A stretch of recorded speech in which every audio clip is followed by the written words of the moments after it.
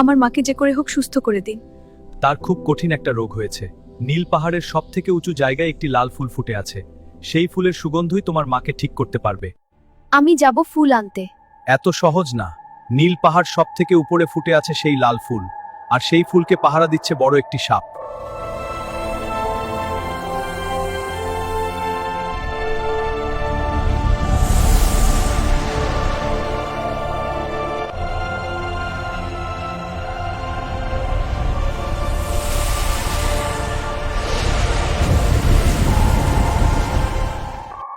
শুধু এটুকুই না, ওখানে যেতে হলে আরো অনেক বাধা আছে।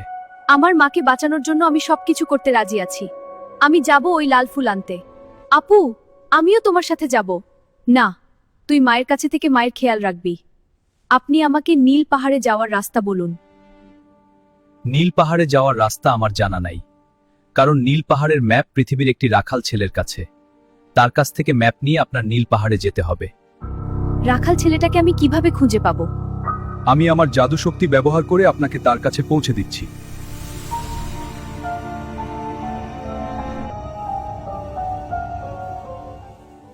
তুমি কি সেই রাখাল যার কাছে নীল পাহাড়ে যাওয়ার ম্যাপ আছে? হ্যাঁ, আমার কাছে সেই ম্যাপ আছে। তাহলে ম্যাপটি আমাকে দাও। ম্যাপের বদলে তুমি যা চাও তাই পাবে। আমি ম্যাপটি তোমাকে দিতে পারবো না। কেন? কারণ ম্যাপটি আমার কাছে নাই। তবে নীল পাহাড়ের রাস্তা আমি জানি।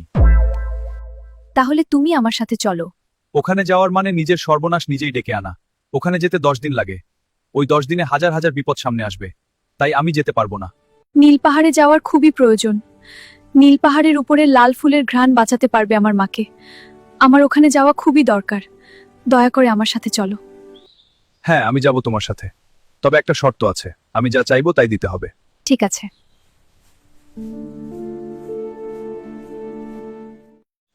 জঙ্গলটা তো অনেক ভয়ানক, আমার অনেক ভয় করছে। এটা তো শুরু। যত এগোতে থাকবো ভয় বিপদ আরো বাড়তে থাকবে।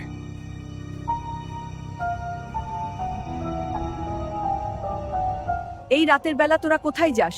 এই জঙ্গল ভালো না, বিপদে পড়তে পারিস। তোরা আমার ঘরে চল, পরে সকালে চলে যাস। ঠিক আছে, চলো যাই। আচ্ছা, চলো।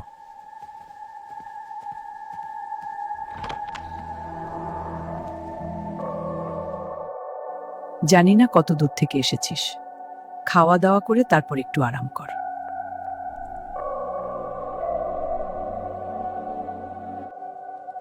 আমার খাওয়া শেষ, ঘুমাবো। আমিও ঘুমাবো। পাশে ঘরে ব্যবস্থা করা আছে, ইয়া ঘুমিয়ে পড়।